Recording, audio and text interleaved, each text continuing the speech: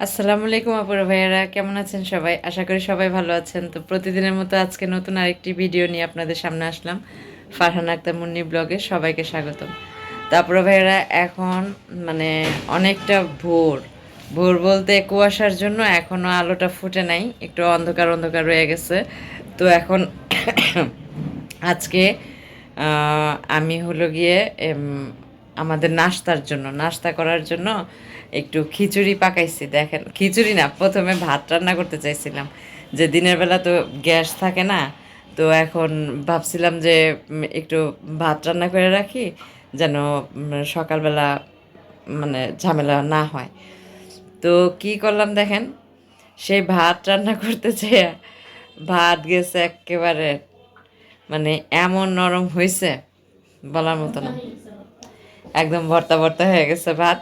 সেই ভাতের এখন আমি মানে খিচুড়ি বানায় ফেলছি। তো দেখেন খিচুড়ি বানাইছি, খিচুড়িটা কেমন হয়েছে আমার নিজের কাছে খারাপ লাগতেছে যে আজকে কি একটা হইলো। এরকম কোনো সময় হয় না, আজকেই ফার্স্ট টাইম হয়েছে। দেখেন গরম গরম কি, এই যে ভাতগুলো এমন ডাইল খিচুড়ি হয়েছে, এত নরম হয়েছে, একদম ভাতের ভর্তার মতো হয়ে গেছে। একটু আমি আপনাদের দেখাই ভাতটার কি অবস্থা হয়েছে, না দেখলে বুঝবেন না। আসলে এত সকালে তো, মানে অনেকটা সকাল। দেখেন আমি একটু একেবারে দেখে পুড়েও গেছে। এই যে দেখেন, দেখছেন আমার ভাতের কি অবস্থা, কি হয়েছে, একটুখানি রয়ে অনেকখানি রয়ে গেছে। আর ওগুলি খিচুড়ি রাখছি, এই খিচুড়ি আমরা মানে সকালে নাস্তা করব, খিচুড়িটা নাস্তা করব। আর হলো এখানে আমি সিঙ্গারা বানানোর জন্য আলু, মানে আলুর পুর আলুর কি বলে এটা, সিঙ্গারার আলু যেটা, ওইটা রান্না করতেছি। দেখেন এই যে, দেখেন কত সুন্দর হয়েছে না, অনেক সুন্দর হয়েছে, ফ্লেভারটাও ভালো আসছে, প্রায় হয়েও গেছে। আমার ওই যে গ্যাস থাকে না তো পুরো ভাইয়েরা, এই জন্য আমার হয় কি ভোরবেলা উঠে রান্না করতে হয়, আর নয়তো বা রাতের বেলা আমার সব কিছু করে রাখতে হয়। এইটা হয়েছে বিশাল বিশাল একটা মানে ঝামেলার ব্যাপার। তো যাই হোক, কিছু করার নাই, এটা আমার যা গতি দশের তাই গতি। আমাদের এলাকার পুরো ঢাকা শহরের, ইভেন ঢাকার বাহিরেও যারা আছে তাদেরও মনে হয় সেম একই অবস্থা। তো দিনে করব কি বলে, আর একটু পরেই, মানে এখন সব কিছু রেডি করে রেখে এখন একটু রেস্ট করব। এখন আর কিছু করব না, সব কিছু এভাবেই থাকবে, ঢেকে ঢুকে রেখে দিব। তো সকাল যখন হবে, সকালবেলায় আলোটা যখন ফুটবে, তখন আমি নাস্তা করে তারপর হচ্ছে সিঙ্গারা বানানো শুরু করব। তো আমি সব কিছু রেডি করে রাখছি, সিঙ্গারার খামিও বানায় রাখছি। দেখেন সিঙ্গারার খামিটা রেস্ট করতে দিচ্ছি। এই যে, এই যে সিঙ্গারার খামিটা তেল মাখাইয়া রেস্টে দিচ্ছি। তো প্লেট দিয়ে ঢাকনা দিয়ে রাখছি। এটা আমি সকালবেলা এটার মধ্যে এটাকে সিঙ্গারা বানাবো এগুলি দিয়ে। তো এখন আপনারা ভাইয়ারা একটু রেস্ট করব, রেস্ট করে পরে দেন সিঙ্গারা নাস্তা করব, নাস্তা করে তারপর হচ্ছে সিঙ্গারাটা বানাবো। আর হলো গিয়ে আপুরা ভাইয়ারা, যারা আমার ভিডিও দেখেন, যারা নতুন তারা অবশ্যই আমার ভিডিওটাকে সাবস্ক্রাইব করবেন, সাবস্ক্রাইব করে ভিডিওটা দেখা শুরু করবেন। আর হলো কমেন্টের মাধ্যমে জানাবেন আমার ভিডিওটি কেমন হলো। তো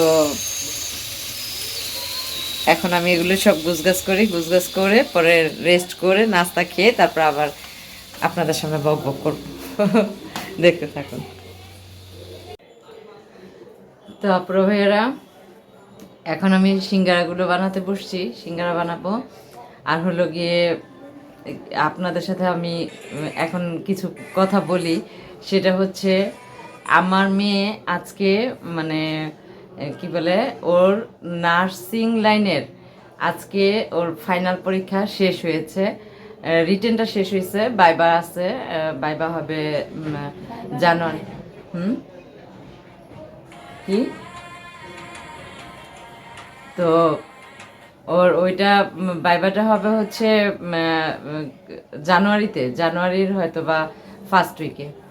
তো এখন আমি খুব আনন্দ সহকারে, আমি খুব গর্বের সহকারে বলতেছি যে আমি আমার মেয়েকে আমার আমি নিজে উপার্জন করে আমার মেয়েকে আমি এই পর্যন্ত নিয়ে আসছি আল্লাহর রহমতে। আমি তো আনি নাই, আল্লাহ নিয়ে আসছেন। আল্লাহ ছাড়া, আল্লাহ সহায় না হলে আমি পারতাম না। আমি একজন সিঙ্গেল মাদার, এর আগের ব্লগগুলিতেও আমি বলেছি আপনাদের। তো আমার মেয়েরে আমি সেই প্লে থেকে এরপর নার্সিং পর্যন্ত নিয়ে আসছি। বোঝেন একটা মা কতটা কষ্ট করে, কতটা স্ট্রাগল করে এই পর্যন্ত আসে একা একা। আর এইখানে সবচেয়ে বড় অবদান হচ্ছে আমার ফ্যামিলি, আমার মা এবং আমার আব্বু। আমার আম্মু আব্বুর সহযোগিতা না থাকলে আমি অবশ্যই এই পর্যন্ত আসতে পারতাম না। তো আমার আম্মু আব্বু আছে, আব্বু তো নাই, মারা গেছেন। তো আমার আম্মু এখন আব্বু মারা গেছেন হলো আপনার 2009 সালে। তো 2009 সালে মারা গেছে। তারপরে আমার আম্মু আমাকে যথেষ্ট হেল্প করছে, যথেষ্ট। আমার আম্মুর সহযোগিতা না থাকলে আমি এ পর্যন্ত আসতে পারতাম না, আমার মেয়েকে এ পর্যন্ত আনতে পারতাম না। আমার মেয়েকে বা আমাকে সাহায্য করার মতো কেউ ছিল না। আমি স্কুলে চাকরি করছি, তারপরে হচ্ছে সব কিছু করে আজকে আমার মেয়েটাকে আমি এই পর্যন্ত এনে দাঁড় করাইছি। আপুরা ভাইয়েরা সবাই আমার জন্য, আমার মেয়ের জন্য, আমার পরিবারের জন্য, আমার আম্মুর জন্য সবাই দোয়া করবেন যেন নার্সিং তো পড়া শেষ হলো মাত্র, তারপর আবার ইন্টার্নি আছে, 6 মাসে ইন্টার্নি, ওইটা শেষ করে তারপরে লাইসেন্স পরীক্ষা আছে, সব কিছু শেষ করে তারপরেও যেন ভালো একটা চাকরি করতে পারে। সেই জন্য আপনারা সবাই দোয়া করবেন আর আমার জন্য দোয়া করবেন। আমি চাই আমার মতো যারা সিঙ্গেল মাদার আছে তারা যেন মানে কোনোভাবেই মানে হতাশা হয়ে না পড়ে। জীবনে হতাশা হয়ে পড়লে কিছুই করা যায় না, কিছুই করা যায় না। ওইখানে হতাশা হয়ে পড়লেই ভেঙে পড়বেন।